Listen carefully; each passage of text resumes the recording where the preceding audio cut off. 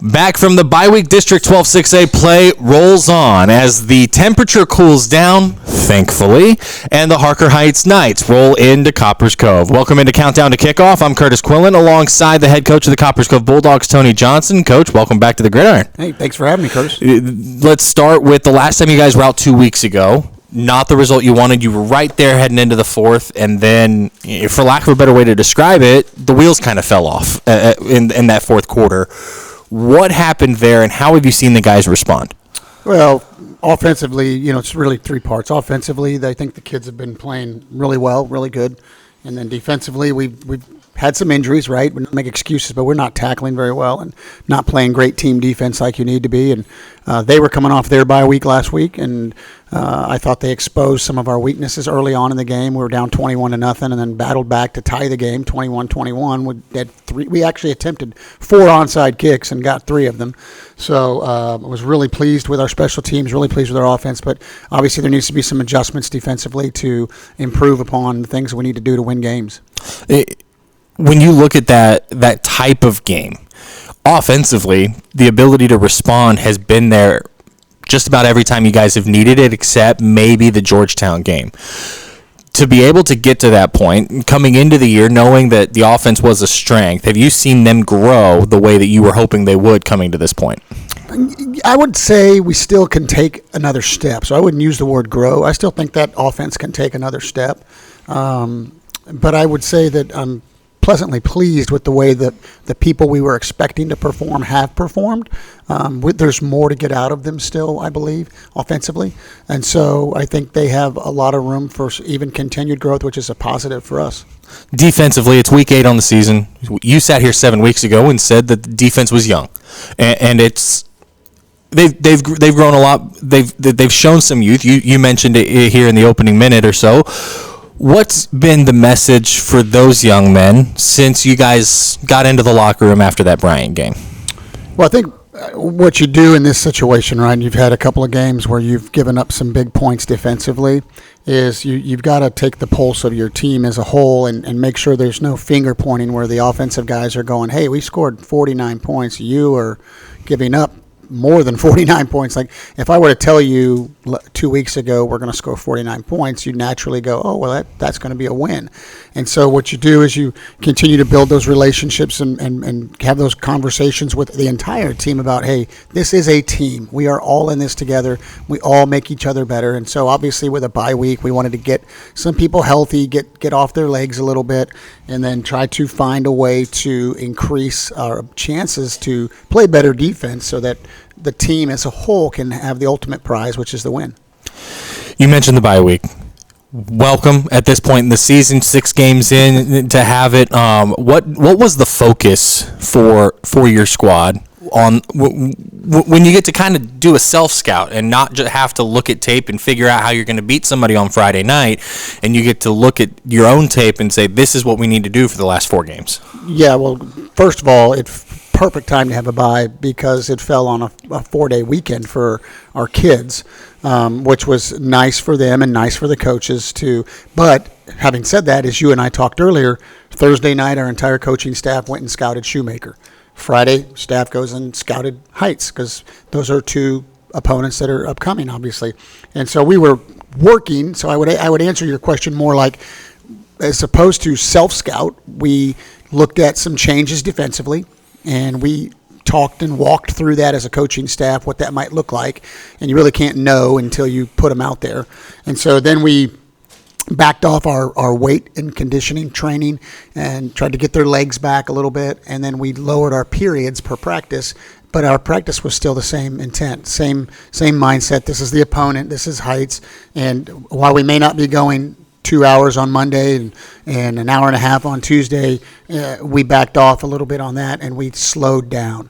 And I think that slowdown allows you to, okay, this is the things we need to do to work on to get better. You begin to focus on basic fundamentals, like tackling and finishing tackles and running your feet through tackles and catching and protecting and blocking and all the little fundamentals you do in fall camp. You kind of reincorporate those during a bye week. So you focus really on the fundamentals, but we still gave them bits and pieces of what we think this game plan was going to be for this week. So you started on the week a little bit, but it was more of polishing, more coming back, revisiting some things with a week, with essentially 2 weeks to get ready for a game. Right, but we did not want to lose the opportunity or the advantage to not say, okay, here's film on Heights. Here's what we think we need to do against this opponent. So we still did those things, but when we went outside and we put the pads on and we went outside, we slowed it down and really focused on more individual. But this time of year, what happens is you begin to lose the individual periods where you're so heavy individual for the first, fall camp and the first 3 weeks. You are now more, okay, let's get to the team and the script and what's going on in teams.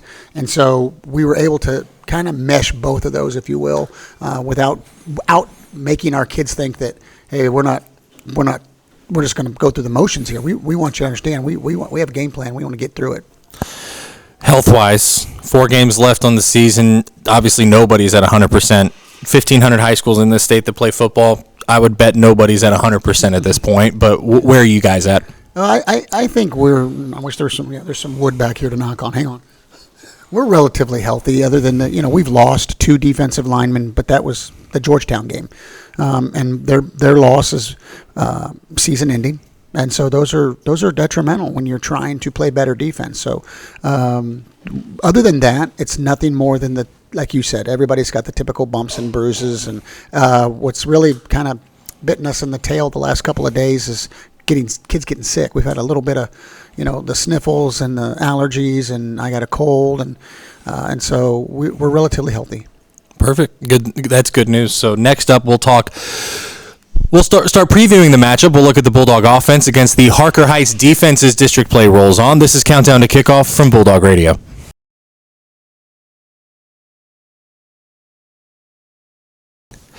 Welcome back into Countdown to Kickoff on Bulldog Radio. Curtis Quillin alongside the head coach of the Copperas Cove Bulldogs, Tony Johnson. And, Coach, we're going to start by looking at your offense and the Harker Heights defense for tonight's game. And, well, when you look at the scouting report for Harker Heights, the first thing that jumps off the page is 6 foot, 300 pounds on the defensive line with Roydell Kennedy, number 97. What's it going to take to – you don't limit guys like that in high school. You don't eliminate them, but what's it going to take to limit his impact when you guys have the ball? He's an all-district player. He's a returner. He's playing great. They have 2 defensive tackles that are playing really well. They don't get moved. When the common denominator that I keep saying, or the common theme I should say, over and over again is they're constantly holding their ground or playing in the other team's backfield. I personally think that when our offensive line is clicking and going, that we are probably the best offensive line size-wise that they will face.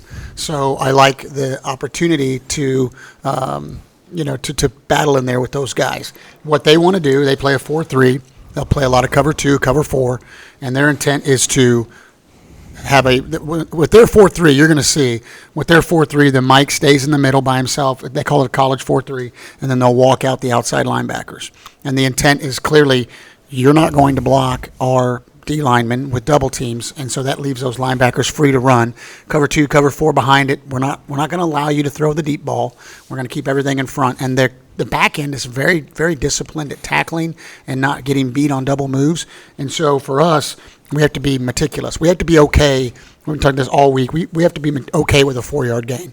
We have to be okay with a 3-yard gain. Just keep staying in front of the sticks and continue to do that. Be methodical and not have any pre-snap penalties, not go backwards against this defense. They've had, Brian, you saw, I don't know how much video you've watched, but, Brian had opportunities early in the game last week against them. But Brian, pre-snap penalties, fumbled the ball twice in the red zone, and then all of a sudden the game gets away from you. And so if we can stay away from those things and have some early success, start fast, not slow, then that also helps our defense, right? You keep the ball, you move the ball, you score points. That also helps our defense. So our mindset is to be methodical, slow down, don't be in a hurry. We're not going to up-tempo at all. There's no need to up-tempo this team because you watched a play last week, and our listeners will appreciate this. 97, the guy you mentioned, he is running off the field because his shoe came off. If you watch the Bryan game, he gets to the sideline, and his coach says, stop, get back out there. He turns around holding his shoe, and he's that fast and that quick at 300 pounds. He runs and makes the tackle from the sideline in the backfield against Bryan. This dude was trying to get out of the game. So they've got some really good athletes. We've got to make them have to stay in there and get them moving laterally because they are bigger. And if you get them moving laterally, they get tired, and then you can hit them. So you mentioned tempo. You guys have mixed tempo on offense all year. So there's been nights where you've, play clock's at 25, you're snapping the ball. There's been times where you're working it down to 4, 3, 2, or you guys snapping it soon. So you guys have been able to mix it. Why is that so important to have that experience for your offense against a team where if you start playing tempo, you're playing into their hand? Right. Well, they have an explosive offense, right? And so you want to limit possessions for their offense. They have a sophomore quarterback who's playing really well. He's a great young quarterback, and you want him to get out of rhythm, if you will. And that's part of your mindset is let's get him out of rhythm. Let's get him on the sideline where he's thinking, get the defense tired and worn out, and be methodical with it. Now, I'm not saying if you hit a big play, we're not going to run up the ball and try to catch him sleeping. But that's not the mindset. As you said, we've been able to go fast or slow all year long, depending on what we have a signal for that and a series of plays that are run when that happens. But that's why you want to keep their offense limited possessions. When you look at a balanced attack, Jared Shaw, your play caller, very balanced on the headset. He's going to call just as many runs as he is passes. He might vary that based on what's working that night. But with the emergence of the run game, latent non-district play, with the pass game where it is, to be able, you mentioned good with 3-yard gain, 4-yard gains, those dink and dunk passes, KJ up the middle, KJ off the tackle, to be able, when you call that huddle and you get those play calls in, how important are those details? Some of the stuff that's coaching cliche. How important are those things in a game like this where your offense has to control the clock? You're going up against 6 foot, 300 pounds on the defensive line, and you've got to be okay with just, instead of hitting the home run ball, a single here, a single here. Well, I think that's a conversation that we've had and continue to have with our quarterback and our receivers. Can't be a selfish game, right, for anybody. You have to understand that the moments will come for you, but ultimately it's the team that's trying to win, not you. And so that's kind of what we've been focusing on for the last week and a half, 2 weeks is, hey, take what they give you. Like our zone read stuff, and our what we call RPOs or our gifts. We call them gifts.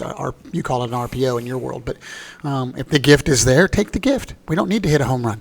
If they're not going to cover the number 2 receiver, then understand where you are on the chains. It's 2nd and 7. We've got to get 7 yards. The gift is open. It's going to guarantee you 5. Throw the gift, the RPO. Okay, instead of saying the play that's called is the post crack and you want to hit the home run because you want your stats to be well, we need you to understand this is a game that might be a little less high percentage throw. That's a really high percentage throw. Let's put it in Glass or Miller or Cuthbert's hands and let him maybe make a guy miss, and now you have a big play there. But if you get the 5 yards, so be it. We're at 3rd and 2. We're in positive situations now. So it's really important, and that's where you, as a coach, you have to walk your kids through that scenario in practice, which we do. Coming into the Final Four games, what's the biggest thing, ignoring the whole Harker Heights matchup, what's the biggest thing you want your offense to remember going into this final stretch with really everything still in front of you guys? Yeah, I mean, we don't talk about like, hey, remember the Heights game, we have to do something miraculous. We talk about each game as its own entity, its own thing. We want to win every game. So for us, this is the plan to beat this team this week. And offensively, as you asked, we've played really well this year offensively, really have. And so those kids have a lot of confidence, other than, like you said earlier, the Georgetown game. They have a lot of confidence. And so we probably had our best Monday all year. This past Monday on a day off, we brought them up at 6:30 in the morning. So a lot of times when you do that, those are tough practices. But man, they were all there. They were all fired up. We had a great Monday practice on a holiday. So from an offensive standpoint, I think there's a lot of confidence with that group, and just locker room talk. What I hear, they're excited about this game. Coming up next, we'll switch sides on this one. We'll talk the Heights offense against the Copperas Cove defense. This is Countdown to Kickoff from Bulldog Radio.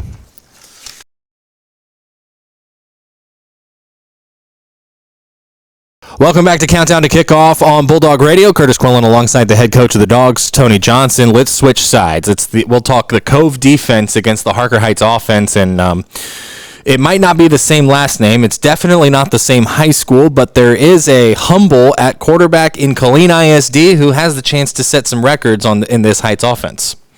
Yeah, he's playing great. He's a sophomore, really talented young man, hard worker.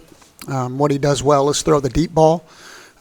He will take intermediate throws, and in the early just few games that we've seen of him, he has done well enough to put his team in a place to win, but they want to run the ball.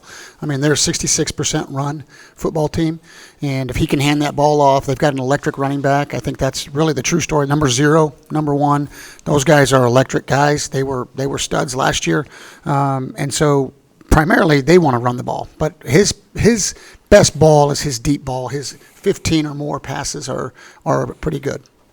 To reference what I was saying earlier, for those of you listening at home, Mark Humble, the head coach at Harker Heights, was a record-setting quarterback on a state championship team at Quillin High 33 years ago. He'll kill me if he knows that I'm telling you how long ago.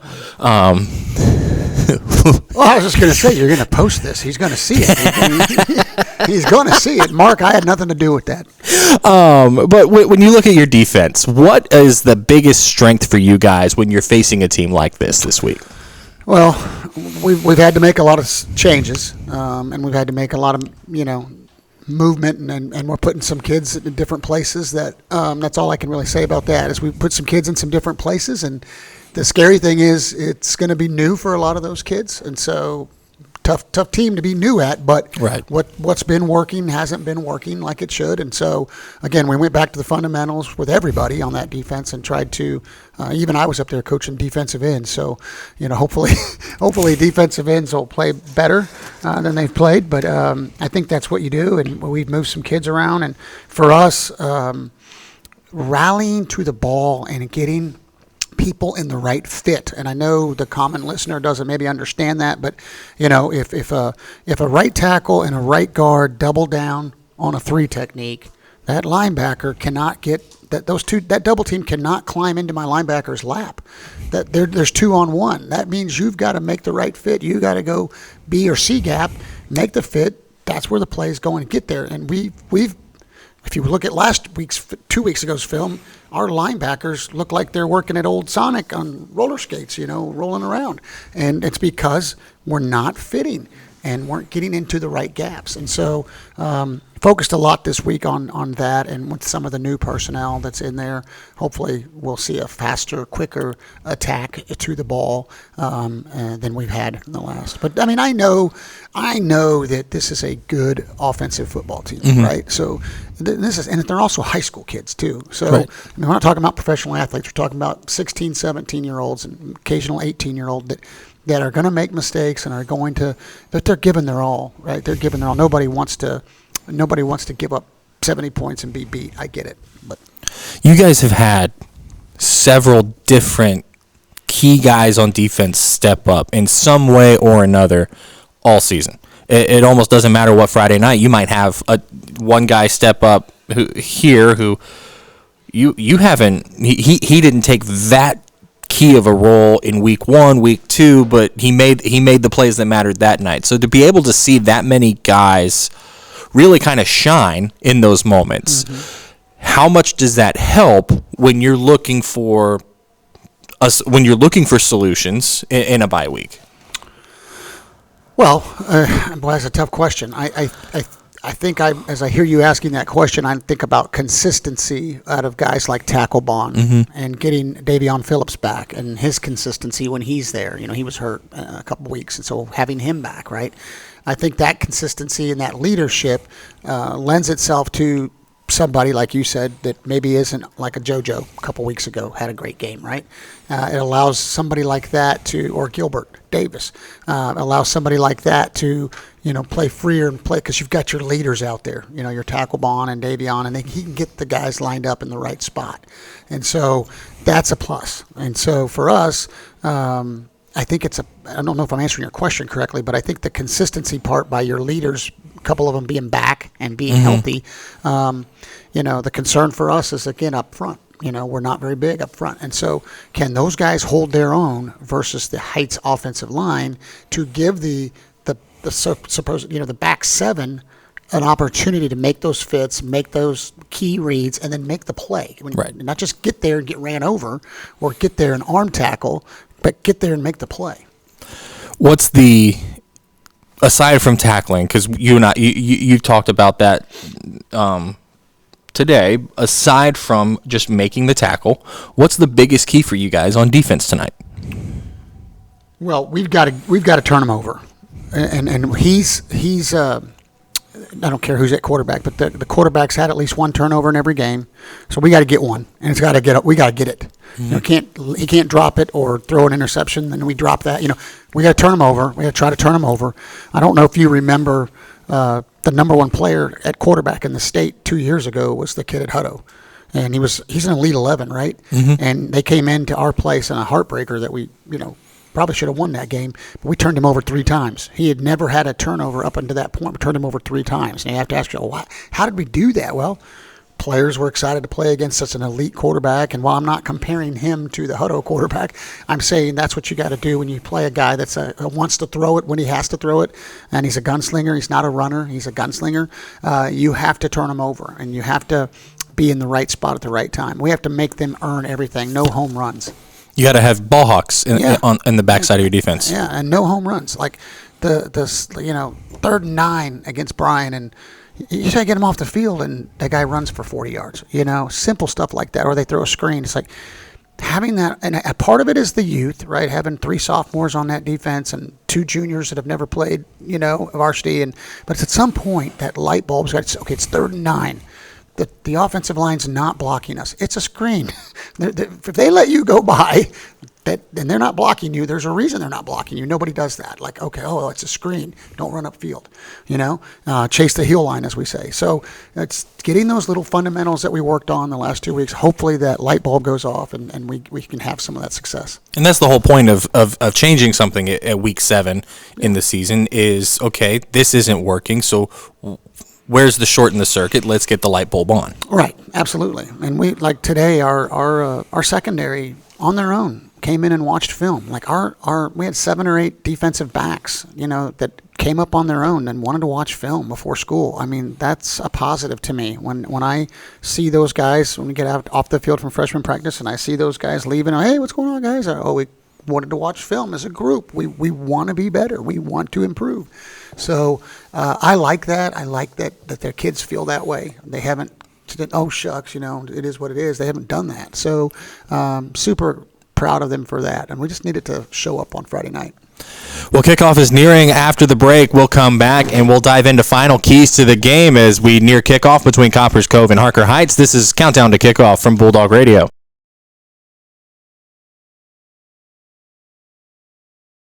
We're back on Countdown to Kickoff here on Bulldog Radio. The countdown is nearing 0 as we get set for Copperas Cove and Harker Heights. If you'd like to listen to the recording of this show live in person, we tape it every Wednesday at noon in the boardroom at the CCISD Service and Training Center on South Main Street. Again, that's Wednesdays at noon. Have coffee with the coach. Curtis Quillin alongside Tony Johnson. Coach, you're a Midwestern guy, so does weather like what we've had this week kind of excite you? I like a traditional true fall. Where the leaves are changing. What's that? It's about 60 degrees, sunny, a little chilly in the morning, sweatshirt and shorts. That's it. I remember landing in Pittsburgh to cover a Baylor game one time, and I saw the different colors on the trees, and I called my wife so excited because I hadn't seen anything like that growing up in Texas. So I'm kind of jealous of that, but let's talk about the game tonight. As we always end, your final keys to victory whenever you guys are in that locker room before running out on the field. Yeah, just have fun, right? Have fun and let it all hang out. Don't get so caught up in that, this is height, that people try to make this a rivalry between us because there's some, Old Cove people over there, and there's some kids on our team that used to be over there, and there's kids from our team that are over there, and these kids all grew up together, and so you hear stuff all week. But just have fun, keep it together, and go out there and play loose. I think that's been my theme all week: play loose, don't play tight. We have to limit their quarterback from big plays down the field, and we have to keep the running back in check when it presents itself. We have to tackle him. The arm tackling will not work. So those are two defensive keys. I think the young quarterback is electric, but he's not trying to run the ball. He's trying to throw it, and remember that, and stay in coverage. If he runs, it's an anomaly, and he can run. I'm not saying he's slow, but we want to make sure he stays in the pocket and cover people. Offensively, it's going to be win the line of scrimmage. You alluded to it earlier with the big front that they have. Our line's big too. We're big too. They have to come play us, and so we need to win the line of scrimmage with our big guys. No pre-snap penalties. Can't start 1st and 15 because you decided to twitch or to move your foot, and then leave it all on the field. Execute the gifts and the RPOs, which we've talked about, when they're presented, because they will do that when they get into cover 4. They're going to leave the gifts open. Don't be afraid to take them. All right. Plays called. The gift is your way out of it. If you like the gift, take the gift. And with saying that, the guy that's receiving the gift needs to know he's receiving the gift as well. So, and it's just going to be a 1v1 battle. We talk about that all week. It's 1 versus 1. It's like every play is it's new. Don't get caught up. You get beat one play, come back the next play and win that play. 1v1 every time, every play, one at a time. And everything is still in front of 4 games left. Everything you guys want to accomplish, aside from the teaching element of the game, everything you guys want to accomplish is still in front of you. Absolutely. We talk about that all the time, and so our kids had a great week so far. So they're excited to play this game, and I think more than anything, it's going to be a good crowd because it's local. You got a local opponent that's it's going to be a good crowd. It's going to be, like you said earlier, it's going to be a little bit chillier, not quite as chilly as today, but a little bit chillier out there for kickoff. So it'll feel like real football. Well, Coach, thank you for your time. Good luck tonight. Thank you. That is all our time for now. Thanks for joining us on Countdown to Kickoff. For Tony Johnson, producers Matt Thompson and Cole Witter, I'm Curtis Quillin saying so long. We'll see you up in the booth on the other side of this break, and see you next time on Countdown to Kickoff.